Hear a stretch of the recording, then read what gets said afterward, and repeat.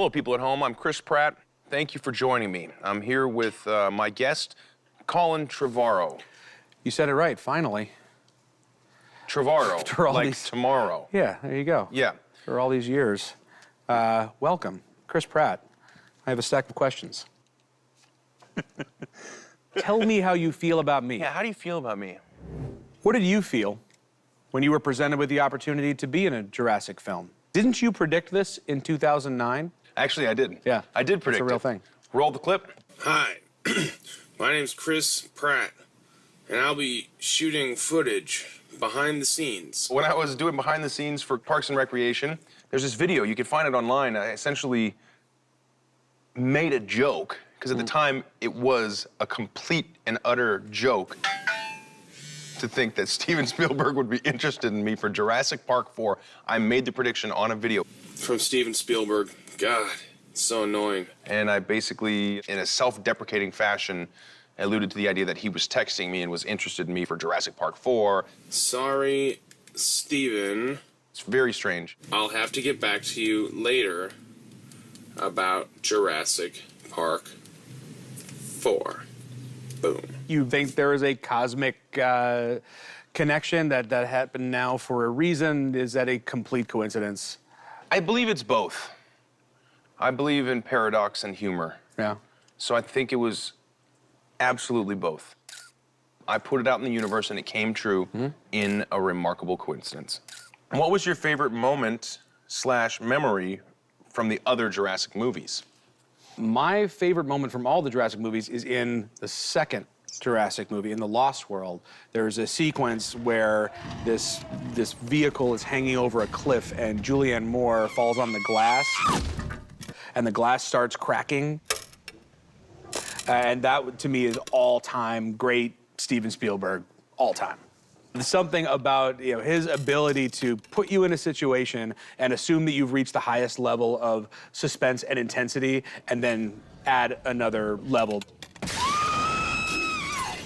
Also, when the kid in the first Jurassic Park film goes into the freezer and you've got the raptor coming to get him, and then the raptor gets in and he's trying to get out, and instead of the kid running out, he cuts to the feet slipping on the ice and just adds this other layer. Yes. Every time it shocks and surprises you. It never feels like he's even thinking about it. It feels natural, and God, do I aspire to that. I have that question for you. Do you have memories from other Jurassic movies? I mean, the cup with the water, that was in the trailer. Because this was an event for me as a kid. It was like the first event movie of my life. I remember seeing the trailer and it was like, and the cup was vibrating and the surface of the water was rippling. I remember that moment very much. I remember when the lawyer sits down on the toilet and then the dinosaur rips everything around him and it's just him praying on the toilet and then right before he gets eaten. That was pretty good. What do you think the key is to increasing suspense? How do you do that so that it doesn't seem contrived? I think you imagine yourself a child in that scenario every time around, and I think that the fear that you had when you were a kid, it wasn't rationalized by all the things you've learned about the safety precautions we have in place to protect us as humans. Yeah. And so I think if you imagine yourself an 8-year-old, whether you're in a freezer on the edge of a boat and a shark's trying to get you, I think the reaction that a child would give is going to be the most honest and real and elemental that you could possibly come up with. I directed the whole movie as a child. Really? Absolutely. That is interesting. You remember. Seriously, though. I really did. Like, I felt like the entire experience to be able to enter the world through the eyes of a child as we go to the park with these kids. And all the way down to your relationship with Bryce. I feel like it's the way that kids think adults talk to each other. Yeah. What is that supposed to mean? It means I'm ready to go. Okay. What was the moment on set when you realized I am in a Jurassic Park movie? This is happening and this is real. There were a lot of moments, like the whole movie. All of the moments. Every moment. Everything that was reminiscent of the original movie, like the old visitor center, the old Jeep, things like that. Then when we started doing practical effects, like the Jeep crashing and me diving out of the way or the log rolling behind us, those things. Yeah, kind of the whole movie. I mean, kind of the whole thing. There wasn't really ever a moment where I was like, oh, this is just another day at the office. The whole time I was like, you're in Jurassic World, don't screw it up. And I felt like we're part of a great big classic movie. Like, hold on to your butts. Let me ask you this. There was at one point an idea where I think Indominus comes out and sees an animatronic T-Rex and then bites its head off and spits it out. Yeah. And like very much murders this thing. In a way, as we move forward with technology, CG becomes so good and animatronic becomes a bit more archaic. Do you think that scene in itself was a metaphor for what's happening with animatronics? Yeah, you know, it was the right choice, and it was something that Steven pointed out.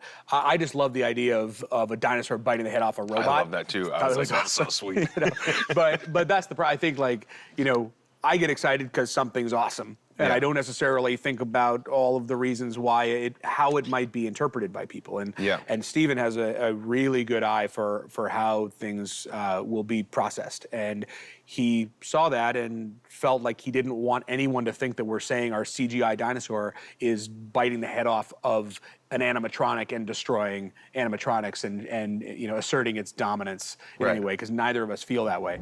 Oh, okay, this is fun. So the kiss scene. Yeah. When you kiss Bryce Dallas Howard surrounded by dying pteranodons as one like kamikazes behind you. What did you think about that moment when I suggested that you do that?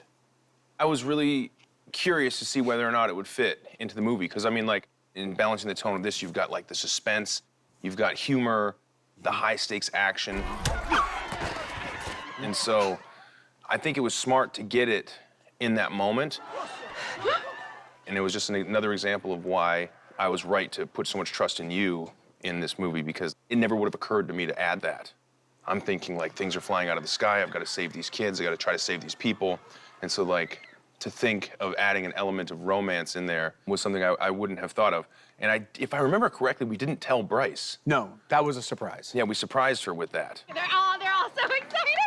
The idea was, we're just going to have Chris Pratt surprise her in front of 200 people. That was awesome.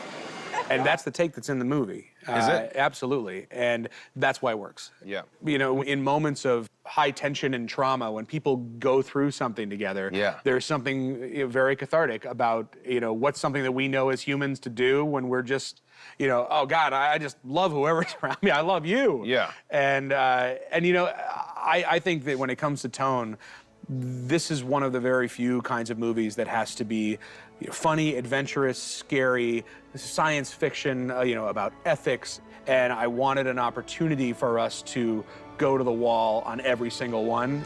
It was just an awesome experience. Pretty cool. Spared no expense. It was a pleasure. And thank you for hanging out on the set of Jurassic World and being in my movie. Thanks for having me.